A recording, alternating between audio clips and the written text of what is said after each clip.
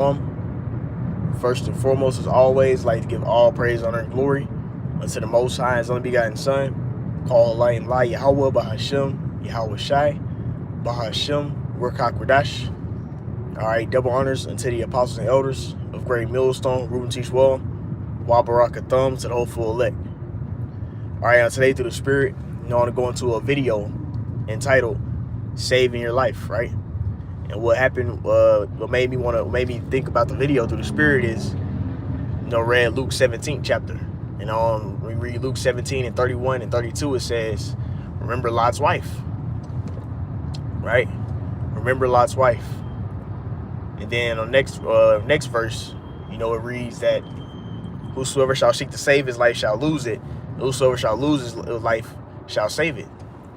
You see? And what it means by losing your life is you being willing to put things in the back burner, prioritizing serving the Lord and doing the work and putting everything else on the back end. That's what it means. Even when it says, if any man come after me and hate not his wife, sister, mother, that's quoted a couple times throughout the Gospels. But when it's saying that hate, it basically means to love less. You see, and if that gets, and whatever you love, if it gets in the way of you doing the work, then you gotta let it go. You see? But a lot of people, they aren't going to believe on that level to forsake things that they love, even including your own life, your own vessel. It takes sacrifice to be able to serve the Lord. Denying your own vessel, denying your vessel of maybe rest, denying your vessel of, your vessel maybe feeling certain emotions and you not, you saying fuck that emotion and continuing to do the work.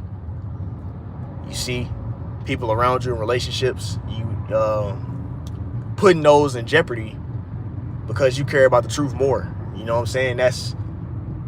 That's ultimately, that's that sacrifice that the scriptures speak about. And being willing to sacrifice, that shows how much you believe, because you understand that the Lord is controlling and orchestrating everything in your life. If you got a nice gig that's paying good, the Lord is allowing you to be in that situation. If you got a good relationship with a female, the Lord allowed that to be the case. If you have, you got people around you that's cool, whatever the case may be, the Lord is putting in their spirit to be cool. But just like he's putting in their spirit to be cool, or to do certain particular things, he could put in their spirit to also allow Satan to take over their mind, and where they start going off or they betray you. Like it says, a man's foe shall be dead of his own household, because Satan can hop on your family, your woman, and then at that point, you got to be like Lot. Lot kept doing what the Lord said to do. You see, he didn't look back, because if he would have looked back, guess what would have happened? He would have got fire and brimstone rained on him, and he would have died. But Lot kept going forward because he was focused. He prioritized serving the Lord over everything else. And that's the mindset. Speaking to myself first and foremost, you gotta make sure we have, and that's how you lose. That's what it means by losing your life. You putting everything else on the back burner. And then the main way to do that is just you got to have faith, which faith is a gift. But the more you tap into that faith, you'll be more willing to, give up your body, or give up give up time, give up relationships, because the Lord said he's going to return us all these things that we have to forsake. Every relationship you had to lose for the sake of the truth, the Lord's he gonna give it back, because it said that you shall receive everything that every man that have forsaken households, brethren, money, so on and so forth. In Matthew 19, it says that he shall receive hundredfolds. And also the Lord's going to be able to just give it back. So it takes a level of faith to understand that the Lord orchestrates and controls everything that's around our life. So if we want it, whether it's going to be there or not, it's of the Lord. You see what I'm saying? It's of his will. So within you understanding that, that'll lead to you being willing to just serve him. Because everything we have can be taken away within a snap of a finger. You can lose your job easily. You can lose your life easily, because the Lord controls who lives. Like when you die, what does the scripture say? The Lord it says, blessed be the Lord, and unto him belong the issues of death. I believe it's Psalms 68. And I believe it's verse 18. But unto him belong the issue of death, man. The Lord controls whether you're going to live or die, right? You see, we don't control that. You see, so when you think about death, you can't be fearful of death because you understand who controls when it's your time. The Lord controls it. You don't control when it's your time. He just like our enemies don't control when it's our time. That's why the scriptures say, the Lord is on my side. I shall not fear what man can do unto me. You see what I'm saying? Because men can't do nothing if it's not of the Lord's will. You see? So you trying to save your life doesn't mean nothing, because you could try and save your life and you still lose your life. You see, just like you had the Pharisees and the Sadducees, that's a lesson you can learn from them. They persecuted, Yahushua, that's who the word really called Jesus. His name is Yahushua. They persecuted Yahushua, you see, and ultimately put hell on him, and ultimately got him crucified for the sake of them trying to save what they had right there. But what happened? You had Nero, which was persecuting and killing a lot of believers. And then what happened after Nero? You had 70 AD with Vespasian, Titus, and Domitian Caesar, where they jacked up all those Jews, man. Right? With the Judeans. That's what that word goes back into, Judean, meaning you were from the southern part of Israel, southern kingdom, Judah, Benjamin, and Levi, those tribes. That's what it means to be a quote unquote JEW, but it's Judah, the tribe of Judah. Okay, so the Judites who were in the Roman captivity, 70 AD happened to them. So they spent all that time trying to save their life. You see, trying to preserve all the stuff. They were like, we got to stop Yahushua from preaching. That's John 11. You can read this in John 11 and 48. They say we have to stop him from doing miracles and preaching, because then people will believe, and then the Romans will take away everything we got. So they tried to save their life. You see? But what happened? That shit got destroyed anyway. 70 AD. Because the Lord controls it, man. So everything that we have and we got, the Lord is really the Lord's. You got a whip, it's the Lord's car. The money you making, that's the Lord's money. Right? And the Lord gives different brothers different, according to your measure, he gives us different certain lots. Some brothers may be able to be good steward over more. And steward just means to be an overseer or a manager. Some brothers are able to be a good steward over having a lot of worldly possessions and still being in the truth. And most brothers aren't. So that's why the Lord is going to give make a lot of men super wealthy.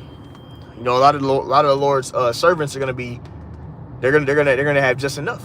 But some brothers are able to be a good steward over having wealth and then also still be in the truth. You see, but like the scriptures say, that's scarcely shall a rich man enter, because a rich man, somebody that's super duper rich, I'm talking about, they have a whole bunch of assets, a whole bunch of businesses, and that's all they're going to be focused on, is trying to manage that. They're not going to focus on serving the Lord in the ministry. That's why the scriptures say, scarcely shall a rich enter into the kingdom, because they're going to be so focused on trying to obtain their riches versus serving the Lord. But some brothers are able to have a certain amount of possession and still serve, but it's all according to our measure. You see, just like when you look at the real riches, which the real riches is the faith, having this faith, this wisdom, knowledge, and understanding. That's that Romans 11 and 33. It says the depth of the wisdom, knowledge, and understanding of the Lord. How unsearchable are his ways past finding out. Romans 11 and 33. Because this wisdom is more valuable than any amount of money that you could have. Having a understanding of the Lord. You see? So within you having that, you got to be a good steward of that. You see, certain brothers have the spirit to be able to have enough to still stay humble, to ultimately live up to whatever portion the Lord gave them and maximize their life. But whatever lot the Lord gave you, you got to maximize that. You see? And be a good steward, a good overseer of that. The talents the Lord gave you, you see? And you just you do your best, man. To the best of your ability, you serve, man. And then the Lord's going to accept that. But what he won't accept is if you're not giving full effort, if you have that mindset of, you have a mindset of like, I'm going to just do this as a plan B. Shit, I don't think the Lord actually going to return back. You have a lot of camps that are in that mindset, man. Just like you had the church of Sardis, man, in Revelation. You see, you could be doing the works, but you could have that mindset of like, oh man, the Lord, like you have camps like that. They go to the camp. They keep a lot of the outward laws, but they keeping some of the laws going to camp. But guess what? You got camps saying that, oh man, the Lord ain't gonna return. The Lord it might take 1,000 years for the Lord to return back. Saying stuff like that. That shows you that their mindset wasn't right. You can do the works, but your mindset could be all jacked up, right? Or they just had a mindset of trying to build on this side. They're not trying to see the kingdom of the Lord be set up. They want to build on this current kingdom. You see? So it's a mindset that comes with serving the Lord as well. That's even why you have the scriptures that say the kingdom is within you. Because guess what? You got to have it you got to believe in the kingdom. You got to be in your spirit, your mind. You see? Because it starts in your mind. Being able to receive what's going to be in the kingdom. You see? And then you start rehearsing that standard on earth. That's why it says the kingdom is within you. You see? Because you got to actually receive it in your spirit, in your heart, in your mind first. Right? And it's going to manifest to the actual kingdom. When the Lord returns back, you're going to be changed, having new bodies. That righteous standard that you was rehearsing, that was in your mind, right? Come on, man. That was in your mind, that was being worked on, is going to be fully manifested. You see? So that's what it means by the kingdom is within you. You see? So back going, bringing it all back together. You had a mindset of come on, man, all this bullshit popping up. Slakia. Excuse the language. Stuff keeps popping up on my doggone phone, man. Satan. But yeah, you have we gotta have that mindset of trying to seek the kingdom to come. You see? And be willing to sacrifice this other stuff. Because it doesn't matter. The Lord controls all these things that we have, man. Right? We're not in control of how much, if we're gonna have enough to pay our bills, or whether you're gonna eat or you're not gonna eat. The Lord controls that. So within you understand who's controlling that, the Lord controls whether you're going to be able to heal from a plague or stay healthy, right? You can do certain actions, but then, you see what I'm saying? You just had that one athlete, that Chris, the running back. He got jacked up. He got jacked up with some plague, but he was athletes, they get dietitians and all that stuff. But he just got plagued because the Lord controls it. We don't control if you're going to be in good state of health or not, man. You see?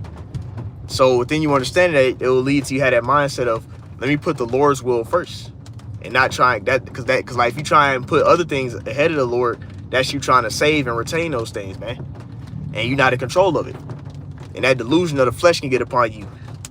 You see, to where you thinking that you're in control, but you're not. You see, the Lord is in control, so that's what we got to put first, the will of the Lord. That's why, what's that? 1 John 2 and 15, it says love what not. It starts at 15. 1 John 2, and then you start at 15. It says, love not the world, neither things that are in the world. For if any man love the world, the love of the Father is not in him. Then you get the next verse say, for the lust of the flesh, pride of life. You see what I'm saying? All that stuff, the glory in the flesh is of the world, but it's not of the Father. But it says the lust and all the glory and the lust, it all pass away. But he that doeth the will of the Most High shall abide forever.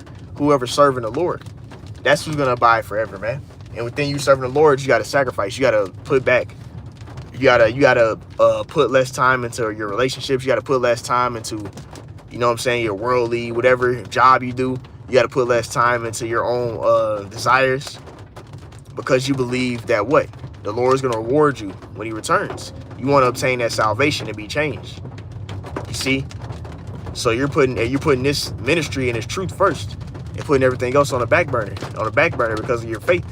And that'll lead to you having that spirit, like a spirit of faith, like the disciples had. Because you had the rich young boy or young man, he came, and he said, hey, Lord, I keep all the commandments. I do all the outward stuff, right? He said, look, Lord, I do this, I do that. And the Lord said, okay, well, go and forsake all that thou hast and come follow me, and you shall receive riches in the kingdom. But he said he went away sorrowfully, because guess what? He didn't believe that the Lord could restore him all the riches that he had. You see? So it's a level of faith that you got to have to be willing to lose your life. If you don't have faith, you're not going to be willing to lose your life, or you're not going to be willing to put these things on the back burner. So that's the main thing is the faith, belief, understanding that the Lord is in control. He's above all this stuff that we have, right? It's not of us. You see? So you got really saving shit, because the Lord you can have it in your spirit to where you try and save something, and then what? The Lord have you get destroyed anyway. Just like the brother put the precept right here, lay not up for yourselves treasures upon earth, where moth and rust doth corrupt, where thieves break through and steal. You see what I'm saying? That's what most people are doing. They trying to build up all these riches, trying to get a spot in this world. Well, guess what? If you die, then all that's gonna go away. You can get to that type epitome of being rich and having all that glory, and the Lord just kill your ass because the Lord controls it, man. You see what I'm saying? The Lord controls everything we got. You know, whether you're gonna have enough to make it and be able to feed your family. You see what I'm saying? That Lord controls that. So we can't get in that mindset of thinking that, oh yeah, you in control of stuff. And it says, next part, it says, but lay up for yourselves treasures in heaven, where thieves do not break through nor steal, or for where your treasure is, there will your heart be also. You see? So wherever your mindset is geared towards, that's what you're gonna be working towards in your daily life. You see? And most people, their mindset is full of this fleshly stuff, worldly desires, right? And that's gonna lead to them being willing to try and save their life. They're gonna try and save their little bank account by taking that C-hip so it can be digital, right? And then you're gonna take that device, and then you start gonna have that social credit score on you, right? And they're gonna be able to set up to where the price is gonna be so expensive that you can't even buy nothing. And then it's gonna be famine, where it's gonna be a scarcity of things. So you can have money on your digital and you can't even buy shit. You see what I'm saying? The Lord can have it set up to where there's so many ways it can go wrong. That's why the scriptures say, cursed be the man that trusted in man, especially the devil. You see, you trusting in Esau, Edom, it's going to lead to you getting jacked up. Because he never fulfills his covenants or does right. You see what I'm saying? So majority of Israel are going to be trying to trust in these devils, and they going to get jacked up. You see? So the point of the matter is that we got to what? You can't try and save your life. Because we really don't have no life. Our life is with Yahweh Shai. That's when we're going to live forever. Right now, you dying daily. You see, right now, they about to try and put a device in you that's going to ultimately separate you from your power. You see? And ultimately corrupt your mind, man. Put that AI inside of you. That's what they trying to do. And then they going to make it digital to where they can make it to where you can only purchase XYZ amount of stuff. So you can be super rich and add the money, and they can say you can only buy 1 pack of meat. You can only buy 1 pack of chicken. You know, and now you got to buy the bug meat. You got to buy that fake GMO meat. Yeah, you can only get 1 pack of chicken and you got to get fake meat. That's the type of life that Esau's trying to put for you people. And majority of people, they think that they're going to be able to save their life, but it's not. You see? And you're only going to be destroyed when Yahweh Shai returns. So the only way you can really be delivered and be saved is through Yahweh Shai. So that's what it's about. You know, following Yahweh Shai to the end, man. But that's the point, you know, Lord willing, gave some little edification, exhortation. You know, I like to end it all by saying, call Allah Yahweh Bahashem, Yahweh Shai, Bahashem, Rakakudash. All right, double honors to the apostles and elders, a great millstone, room teach well. This time, Qambachaayar, Shalom. The water for the precepts, brothers.